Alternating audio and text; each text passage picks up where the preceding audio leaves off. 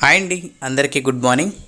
రైతులకు ఒక good news అయితే వచ్చిందండి. సో పిఎం కిసాన్ పథకానికి సంబంధించి 6,000 నుంచి 8,000కు పెంచే అవకాశం అయితే ఉంది అని చెప్పేసి అప్డేట్ అయితే రావడం అయితే జరిగింది.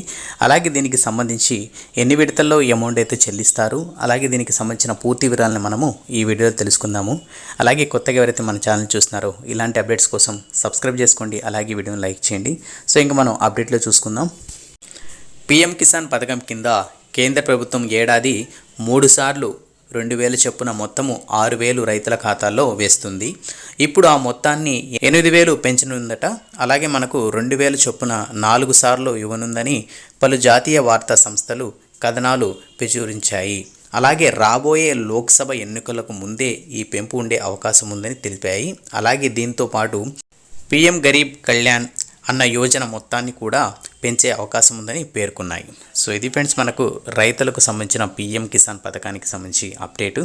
సో ఇక్కడ మనం చూసుకున్నట్టయితే లోక్సభ ఎన్నికల ముందే మనకు ఈ పిఎం కిసాన్ యొక్క అమౌంట్ని 6,000 నుంచి 8,000కు పెంచే అవకాశం అయితే ఉందని చెప్పేసి అప్డేట్ ద్వారా తెలుపుతున్నారు.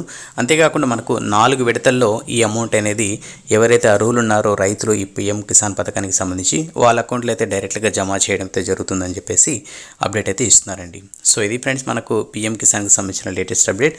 అలాగే దీనికి సంబంధించి ఎలాంటి అప్డేట్ వచ్చినా కూడా తప్పకుండా మీ అందరికి తెలియజేస్తాను.